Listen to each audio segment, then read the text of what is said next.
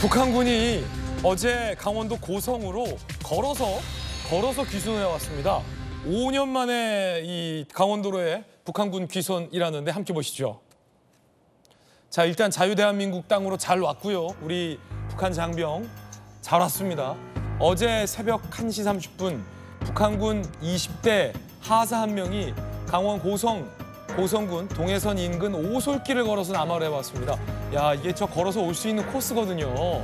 고성으로 동해선 인근.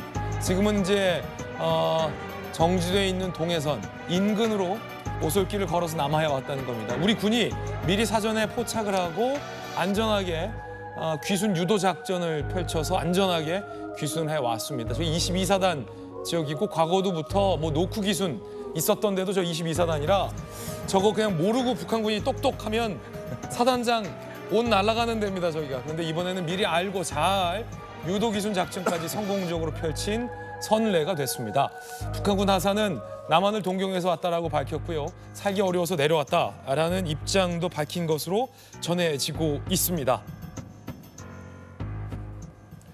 그런데 저곳이 걸어서 내려올 수 있는 거리이긴 합니다만 굉장히 위험천만한 코스를 피해서 와야 합니다. 그 코스가 뭘까요? 바로 지뢰밭. 북한이 최근 고성 등 국경지대의 수만 개의 지뢰를 일부러 매설하고 있다는 보도 돌직구도 해드렸습니다. 도보기 순한 북한군은 지뢰 매설 작업에 동원됐을 가능성이 크다라고 해요. 군 관계자에 따르면. 최근 작업에 동원되면서 안전한 경로를 알고 있는 하사일 가능성이 크다라는 얘기도 나오고 있습니다. 야, 이게 굉장히 좀 아이러니인 것이 정혁진 변호사님, 정법조님, 국방부에도 계셨잖아요. 네네. 근무하셨었잖아요. 이 북한이 탈북을 못하게 하려고 특히 휴전선 인근에 북한으로선 최전방이잖아요. 최남단이지만 북한으로선 최전방 군사들에게 남한으로 넘어가지 못하게 대한민국으로 탈북하지 못하게 대규모의 지뢰를 매설했는데 네네. 이게 오히려 그 지뢰를 매설하던 군인이 지뢰길을 잘 알기 때문에 그걸 피해서 이번에 왔다. 그럴 가능성이 있다면 북한으로서는 굉장히 허를 찔린 셈이죠. 그런데 일단은 동부 전선이요. 서부 전선보다는 조금 허술할 거예요. 남쪽도 그렇고 북쪽도 그렇고. 왜냐하면 서부 전선은 개성 있고 서울 있고 하니까 굉장히 이제 병력들이나 그 감시가 집중되어 있죠. 하지만 그럼에도 불구하고 저는 어떤 생각이 드냐면 지뢰도 지뢰지만 이 동부 전선에 휴전선에 북한 군들이 감시하고 있지 않았겠습니까? 네. 그 감시망을 뚫고 내려온 거예요. 그다음에 지뢰 밭 사이를 갖다 뚫고 내려온 거고 지뢰가 그 매설된 지역을 아마 어느 정도는 알고 있었을지 모르지만 그래도 저 20대 하사는요. 자기의 목숨을 걸고 내려온 거예요. 그럼요. 왜 목숨을 걸고 내려왔습니까? 살기 어려워서 내려왔다고 그랬잖아요. 그러니까 남한을 동경한 것도 있었겠지만 북한이 너무너무 살기가 어려워서 내가 지뢰밭에서 지뢰 잘못 밟을 수도 있는 그런 위험성이 굉장히 크지만 그럼에도 불구하고 자유를 찾아 내려왔다. 이 이야기인 거고 그다음에 저 정도가 될 만큼 지금 북한이 굉장히 허술하고 문제가 많은 그런 상황이 아닌가 저는 그런 생각이 듭니다. 서해 주민이 얼마 전에 걸어서 개성 인근에 살던 북한 주민이 걸어서 우리나라로 건너왔잖아요. 이 물이 빠졌을 때 그 사건이 얼마 되지 않았는데 이번엔 정반대 동쪽에서 이 동해선 해안도로가 연결돼 있거든요. 사실은 그 사이에 이제 오솔길이 있어서 그 길을 온다면 뭐 20대 장병 같은 경우는 비교적 어렵지 않게 사실은 올 수 있어요. 그 지뢰만 피한다면 그 새벽 시간에 온다면 북한군의 감시망도 비교적 어렵지 않게 피해서 올 수는 있다. 문제는 지뢰밭인데 자 굉장히 어려운 발걸음을 해온 것이 분명합니다. 김용주 의원님. 네. 이 대단한 게 우리 군이 사전에 알았다는 거예요. 그 서해로 북한 주민이 정말로 북한군 모르게 올 때도 우리 군은 알고 있었다. 그리고 이번에 동해로 북한 감시병 모르게 올 때도 우리 군은 알고 있었다. 네. 이게 남북 장병들 휴전선을 지키는 군사력의 차이를 보여주는 거예요.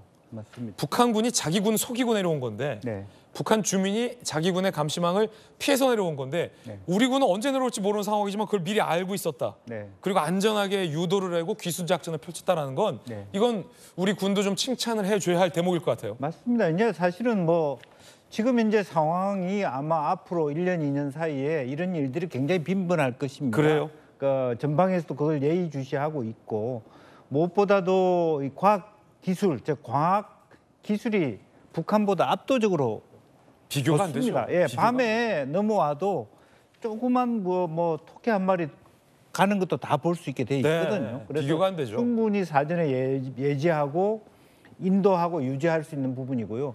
가장 이제 지금 현재 말 그대로 남한 군인이 북한에 들어올 걸 방지하는 지뢰가 아니라 북한 스스로가 북한 군인 남한으로 넘어갈 걸 방지하는 벽을 쌓고 말하자면 지뢰를 매설한다는 것은 북한이 얼마나 어려운 상태에 있는가를 말해주고요. 또 하나는 지뢰 매설한 사람이 스스로 매설을 하면서 내가 갈 길을 피하면서 지뢰를 심었다는 거예요. 얼마나 모순적입니까? 예. 근데 사실은 지뢰밭을 피해서 지뢰 논길로 네. 왔다는 얘기니까 이미 구멍이 뚫혀 있다는 얘기입니다. 그렇죠. 예. 자기네들끼리는 어쩌면 지뢰 매설을 하면서도 우리가 내려갈 길을 피해서 심었을 수도 있어요. 그만큼 북한이 지금 혼란에 빠져 있고 군 기강이 해이해져 있다라고 하는 부분을 잘 생각하셔서 우리도 일정 정도 조금 더 기순의 움직임에 대해서도 조금 초동적으로 잘 이렇게 유도했으면 좋겠다는 생각이 듭니다. 사실은 뭐 저도 국방부 출입 하면서 그 군사분계선 철책까지도 많이 가봤잖아요. 취재돼봤고. 근데 저곳 아까 이 MDL Military Demarcation Line 이 군사 분계선이 우리는 이렇게 표시가 돼 있고 이렇게 철책으로 돼 있지만 사실은 그냥 연결된 같은 땅이에요. 같은 산이고 같은 땅이고 해안도로로 이렇게 연결돼 있고 절벽이 좀 있고 우리가 그냥 임의로 그어놓은 이 MDL 라인만 구분돼 있지 사실은 그 MDL만 넘어서면 상징적인 MDL만 넘어서면 이곳이 남한인지 북한인지를 분간할 수 없을 정도로 연결돼 있는 곳이다. 문제는 의지에 달렸다라는 지점도 좀 아셔야 될 것 같습니다. 대북 확성기 효과도 있었다는 분석도 나옵니다. 대북 확성기 효과 지난달 21일 확성기 방송 재개했죠. 오물풍선에 대한 우리의 대응이죠. 인천 광화군 교동도에 육로로 걸어서 북한 주민 한 명이 귀순해 왔을 때도 이 확성기 방송 듣고 왔다라는 분석이 있었어요. 이번에 어제죠. 강원 고성군 육로로 북한군 한 명이 귀순해 왔을 때도 확성기 영향이 있다라는 분석이 나오는 이유가 교동도와 고성 모두 다 확성기 방송이 나가고 있는 지역입니다. 군 소식통 확성기 방송의 노래 듣고 심경의 변화를 일으켜 귀순했을 가능성이 있다. 군 관계자, 확성기 가천권에 살고 있는 북한 주민과 전방부대 북한군이 심리적으로 동요를 겪을 것이다. 김영주 의원님이 앞으로 이런 일 더 있을 것이다라고 얘기한 지점도 우리 군이 분석하고 있는 지점과 맞닿았습니다. 맞닿아 있습니다. 그러니까 박수현 의원님, 예. 확성기 방송이 북한도 확성기가 있었거든요. 네. 근데 이 스피커의 앰프의 차이가 예. 뭐 비교가 안 될 정도예요. 그러니까 북한군은 확성기를 예전에는 우리 쪽을 향해 틀었는데 이게 성량의 차이가 압도적이라 북한군도 북한군을 향해서 스피커를 돌려놓는데요. 우리 방송 못 들리게 헷갈리게 하려고 라라라라 이거 하려고 그 정도로 확성기 방송이 북한군에게 굉장히 심리적인 동요를 주고 있다는 의미이기도 한데 어떻게 보십니까? 그러니까 입장을 바꿔놓고 생각하면 북한 당국이나 군의 입장에서 보면 정말 생각하고 싶지도 않은 네. 그런 존재죠. 확성기가 사실. 네네. 입장을 바꾸는 그렇지 않겠어요? 심리적 동요. 생활이 어려운 데다가 그런 어떤 대북 방송이나 이런 것들을 듣게 되면 심리적 동요를 훨씬 더 일으킬 가능성이 많은 측면이죠. 그런 측면에서 아마 그런 영향이 뭐 없다라고 이야기는 할 수 없겠죠. 그러나 지금 얘기한 대로 우리 군이 뭐 그 대북 어떤 확성기 방송의 영향만으로 이것을 분석한 것은 아니겠습니다만 저렇게 어떤 대놓고 이제 그런 방송의 영향이다라고 하는 것은 이 상황을 북한의 상황을 종합적으로 국민이 판단하도록 하는데 큰 도움이 될 것 같지는 않습니다. 그렇다면 대북 확성기 방송을 하지 않는 때 제가 지금 가져왔으면 이렇게 많은 귀순들이 있었는데 이건 왜 넘어온 것이죠?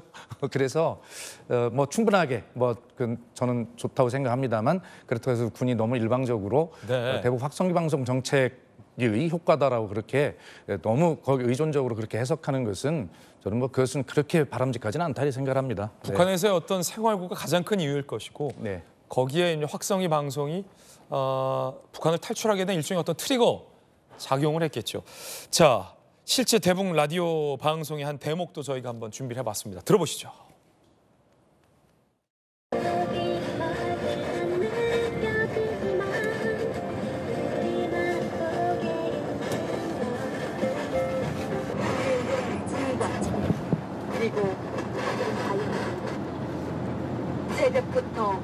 밤 늦게까지 지뢰밭에서 전혀 가치 없는 노역에 얼마나 고생이 많으십니까?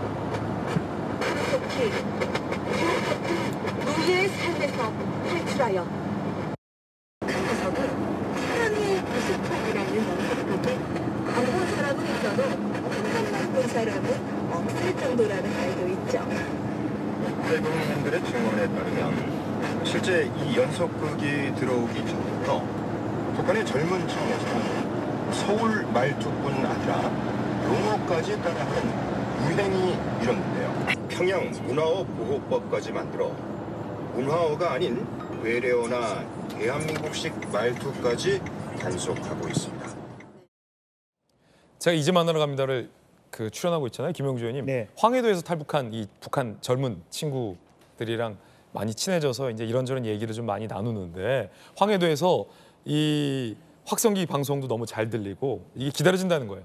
왜냐면 날씨 예보가 북한은 엉망이라 황해도에서 고기 잡으러 가야 되고 농사 져야 되는데 북한 예보는 다 틀리다는 거예요. 그런데 남한 확성기에서 나오는 오늘의 날씨, 황해도 지방은 오늘 오전 11시까지 세찬비가 내리고 오후 1시 이후에는 갤 것으로 예보됩니다 하면 그게 정확하게 떨어져서 북한 주민들 사이에서는 굉장히 저게 화제다. 그리고 그 친구 같은 경우는 예전에 우리가 한때 큰 대형 전광판도 설치했었는데 대형 전광판에 이제 뉴스나 날씨 정보 같은 거 했는데 그게 없어져서 너무 아쉽다라는 얘기를 저한테 직접 탈북해서 했었거든요. 그거 네. 보는 재미로 북한에서도 살았었는데 아이디어인데 뭐 남북관계 고려는 좀 나중에 하더라도 네. 대형 전광판에 사랑의 불시착을 1화에서 15화까지라면 14화까지만 틀어주는 거예요. 네. 마지막 화는 안 틀어주는 거예요. 남한에서 봐라. 와서 하라. 사실 이게 동남아에서도 한때 통했던 방식입니다. 예.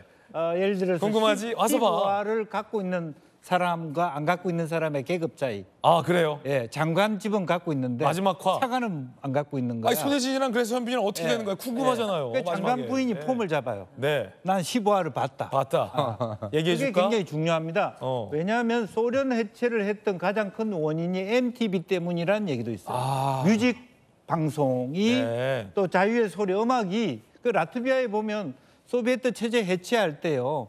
음악하는 락커들이 실제로 어떤 사회혁명을 일으킵니다. MTV라고 하는 것은 조금 보충 설명해주면 네. 이제 90년대 중반에 네. 24시간 이 음악 방송하는 채널이 개국을 했는데 네. 그때 이제 음악이 그 전까지는 듣는 음악이었다면 그때 음악은 보는 음악이다라는 네. 기점으로 바뀌면서 이 동구권의 억눌린 문화에 짓눌려 있던 이 청년들이 서방 사회의 어떤 굉장히 자유로운 어떤 락 뮤직비디오나 음악 뮤직을 보면서 이 동구권에 대한 어떤 사회 불신을 느끼게 됐다라는 그렇습니다.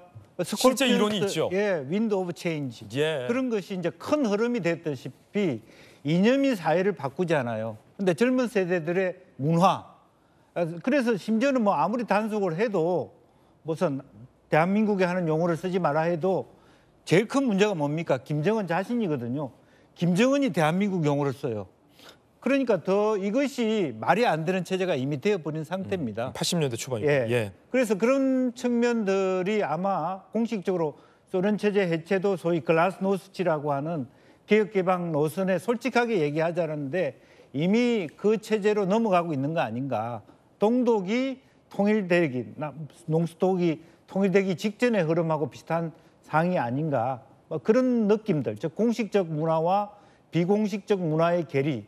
또 비공식 문화가 훨씬 더 주류를 이룰 때 북한 체제의 정당성은 훨씬 어려워질 수밖에 없고 이와 같은 젊은 세대들의 탈북과 기수는 굉장히 더 앞으로 빈발할 것이다. 저는 그렇게 이해를 하고 있습니다. 예. 저는 확성기 효과 때문에 왔을 수도 있을 것 같아요. 왜냐하면 지난 7월 21일에 대북 확성기를 틀었는데 8월 8일에 북한 주민이죠. 이제 군인은 아니고 주민이 강화도를 통해서 우리나라에 내려왔고 또 어제는 또 동해 고성고를 통해 가지고 북한 군인이 내려오지 않았습니까? 그래서 그런 시점으로 봤을 때는 뭐 대북 확성기의 효과가 어느 정도는 있었을 수도 있다.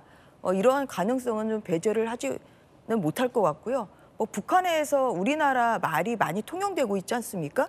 그래서 지난 10일에 그 북한의 김정은 위원장이 홍수 지역을 시찰을 하면서 TV라는 북한에서는 텔레비라 그러지 그걸 TV라고 안 하고 있고 뭐 TV라고 하는 사람은 이게 사상이 이상할 수 있으니까 신고를 해라. 예. 뭐 이러한 포스터가 북한에 나오고 있다는데 김정은 위원장이 TV라는 말을 하고 있는 거예요. 그러니까 우리나라 방송을 많이 보고 있다는 거죠. 김정은 위원장도. 그래서 그런 걸 보면 북한의 우리나라 드라마랄지 대한민국의 이런 방송이나 노래 이런 것이 사실 많이 그렇게 또 확산되고 있고 뭐 그런 와중에 또 살기도 힘들고 또 대북 확성기도 나오고 있으니까 나 이참에 정말 우리나라에 와서 사랑의 불시착 15회를 마지막 회로 봐야 되겠다. 그렇게 생각을 하고 내려오는 뭐 그러한 것도 저는 가능성은 배제할 수는 없을 것 같습니다. 예.